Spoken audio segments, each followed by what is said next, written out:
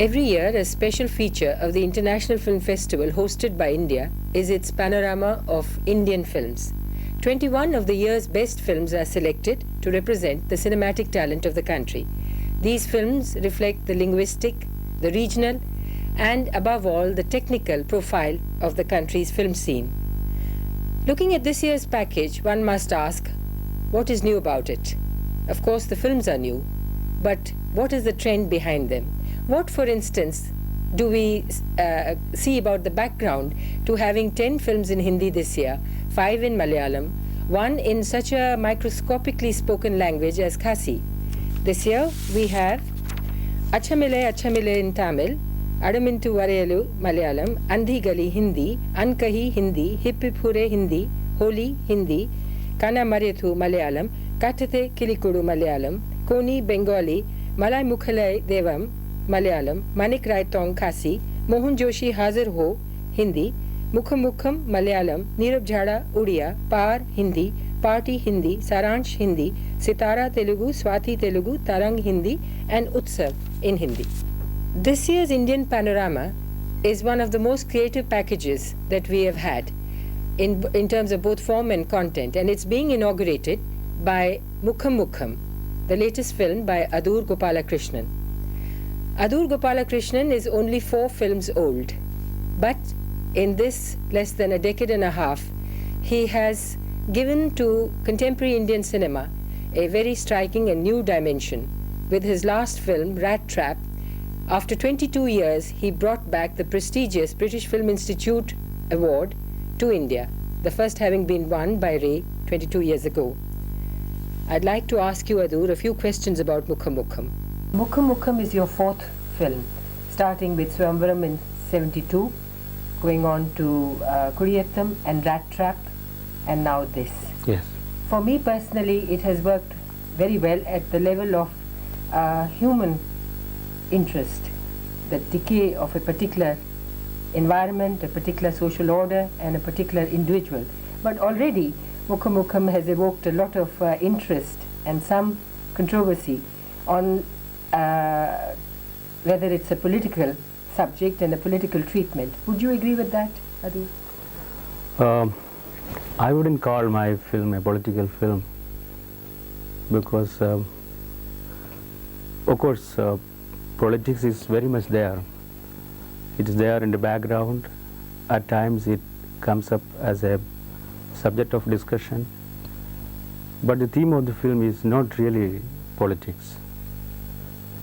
In fact, when I thought of making this film, it started from the idea that, in every individual there is a revolutionary who was very active at a certain point of time. And what happens is, as a matter of common experience, this revolutionary spirit, it need not necessarily be political, It either subsides or dies out, or in many cases lies dormant. I just wanted to look into this phenomenon of a very common human experience. So, in trying to probe into this, I thought I would have a real background, a political background, to make the search more meaningful than a real exercise in a vacuum, The film is also a very telling statement on the kind of need people have for a hero. Exactly. What they want to imagine as a leader and a hero and a mover of their destinies, and yet you have made him into an anti-hero. Yes, what you said is very true, because here it's the case of a man who is a messenger who brought a great message and delivered it and then disappeared. But people are, while the message is with us, people are not really conscious of that. They are calling back the messenger again, and he has nothing more to deliver than the message is already delivered. That's the film is precisely about. In terms of form, Adoor, you use different characters to reconstruct the story. Yes, Um, did you have anything in mind? Were you of course, inspired by any? of course, because in trying to understand a human being about the state of his mind, we deal with people, we talk to people, we feel that we know the others, but we can't really claim that we know the others that intimately, that well, that wholly. So I try to piece together this man, the image of this man, and then try to understand him. Maybe that's why in the film, the structure of the film is purely investigative. It's not as if I knew the man already, and then there is no interest in probing into this man's real figure and the mind. So this man emerging out of memories, some certain statements, certain documents, it's not the whole person, but the person who emerges from these images and materials. Both in Rat Trap and in Mukham Mukham, there is a very distinctive use of sound. In fact, in large passages, no sound. It is such a relief because of the normal cacophony which we are inflicted with in soundtracks. Yeah. Obviously, you feel it's very justified in the treatment, but how do you create suspense without sound? In the sleeping scene, for instance. Yes, because that's one of the most important sequences in the film, where people gather to see this man, look up to him for something to come out of him. They listlessly wait for something to come out of this man, and then, as I said, he has already delivered his message. He has nothing more to give. Whereas people wanted a messiah in his place, and when that doesn't come forth, it's a terrible feeling that the people get, and he slowly goes into sleep. That's most important. One of the most important sequences in the film, where the slow disillusionment sets in.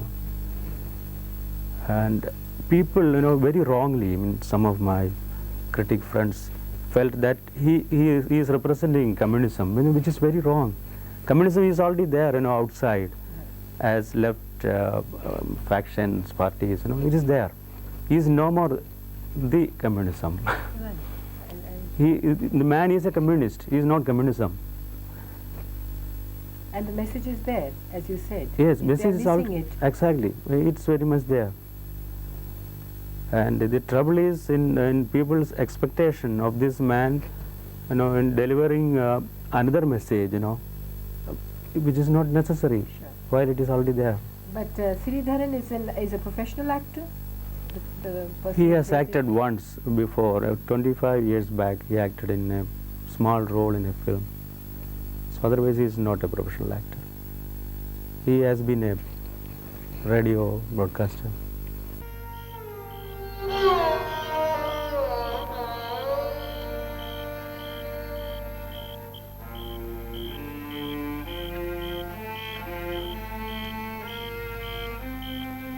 എന്റെ പൊന്നെ, എവിടായിരുന്നു ഇത്രയും കാലം? ഉണ്ടെന്നെങ്കിലും അറിയിച്ചുകൂടായിരുന്നു?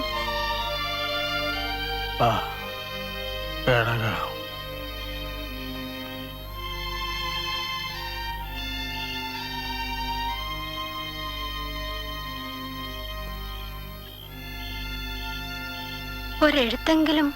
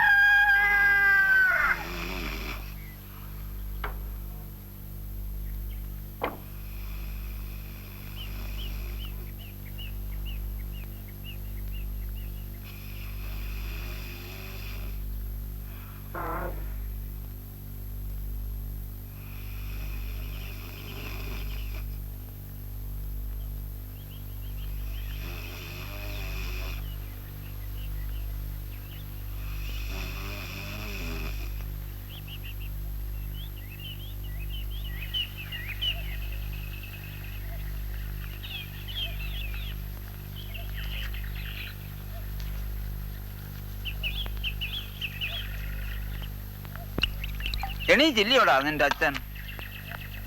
ഞാൻ പോയി നോക്കിയേച്ച് വരാം. ശല്യം ചെയ്യണ്ട, ഉറങ്ങിക്കോട്ടെ. ഇപ്പോഴും ഉറങ്ങുവാ?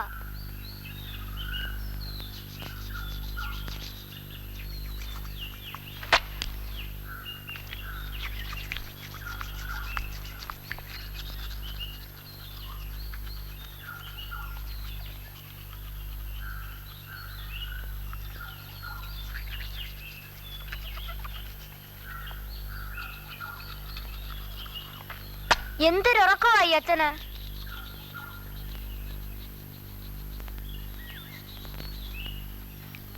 ചെറുക്കനെന്താ കറങ്ങി നടക്കുന്നേ? ഇന്ന് സ്കൂളിലൊന്നും പോണ്ടായോ?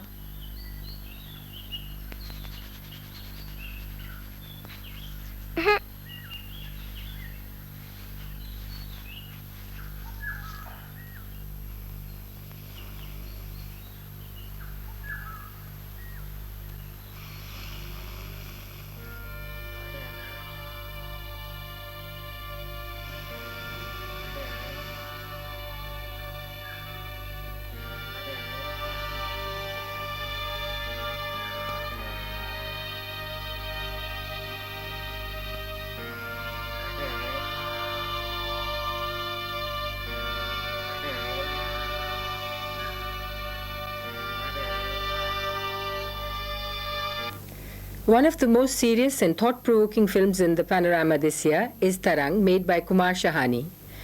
One of the new generation of directors, Kumar Shahani has probably one of the briefest filmographies in contemporary Indian cinema. A couple of short films and 2 feature films made 14 years apart. The first one, Maya Darpan, had evoked an enormous amount of controversy and interest and reflection among serious students of cinema. Tarang, now made in 83, has also been responsible for making a lot of people think about what cinema is all about. We have Kumar Shahani in the studio with us tonight, and I'd like to pose some questions to him on Tarang. Could you tell me something about why Tarang is supposed to have an epic form? Yes, since I made Maya Darpan, which was my first film, I went on to make a documentary in Maharashtra. And there was something that documentary did to me. Apart from the fact that I had been working on the epic structure ever since meeting Ritikda and Kosambi in Pune, the great historian. Kosambi was visiting there? That's interesting. Well, I used to bring him over because I met him through a friend of mine. He used to live very, very close to the institute, and he had a great passion for the cinema. So there was this idea of working on the epics in some time. And then I felt that the kind of quality that our art has always seems to incorporate the epic. In Maya Darpan itself, I had some epic allusions. So I wanted to deepen that. And I've tried in Tarang to incorporate the history of our times, that is since independence, and the nature of the classes that have been formed, and even the debate around the kind of thing that they were doing and what was the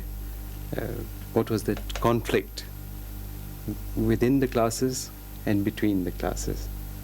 But it could easily have become one of those films where one makes a statement which is just partisan and which overlooks the other aspects of life, like the individual, like nature. And I've always felt that the political genre of films was a total invention, and since every film is political and philosophical in its nature, ultimately and fundamentally, that one should work on something which deepens the political viewpoint rather than states it. And I feel that we have a great tradition here of being able to do so through our epic literature and drama. The distancing techniques you use, Yes. whether they are Brechtian or what, is Yes. not one's concern, but are they germinal to our epic form? Yes, in the sense that if you remember, Brecht himself had to look eastwards. He didn't look to India, but to Kabuki, China no. and so on. Eisenstein looked towards Japan. And Lukács, of course, mentions the Indian epics. Right. Now, in the Mahabharata itself, there are many instances where Krishna Vyas, the writer, himself appears at very crucial points and begins to perform either a function of a very important nature, because the Mahabharata, as you know, is built upon lineage, and he fathers some children, or he takes off from a certain point of discourse. So, in fact, there are other instances in the Mahabharata where you have so many discourses, and you have, so to say, a kind of multiple perspective on any event. The Shishupal episode, for example, almost calls Krishna a thief and a charlatan, Yes. and all that. And yet, Almost as if there is a kind of a multi-lens which is looking fisheye view yes, of the whole goings on. In Tarang one gets that feeling very often. yes, But one thing that intrigued me there was the role of Smita. She seems to be able to, Smita Patil, to Yes. be able to go from one layer to another and move in and out. she's a mythological figure, Uh-huh. much like our mythological figures in the Mahabharata. You would come across, like Madhavi, who finally helps her father to ascend to heaven, who is between heaven and earth. And it is through her sacrifice that she moves from one place to another, almost prostituting herself for her father, but at the same time forever emerging very pure. Also in Tarang, there is, kind of a juxtaposition between a deep sensuousness and a sort of a very abstract, academic distancing again Yes. from the object and its image. Yes. Lukács has spoken of the reality in the epic form as being immanent, as something which is not completely realized or blocked anywhere.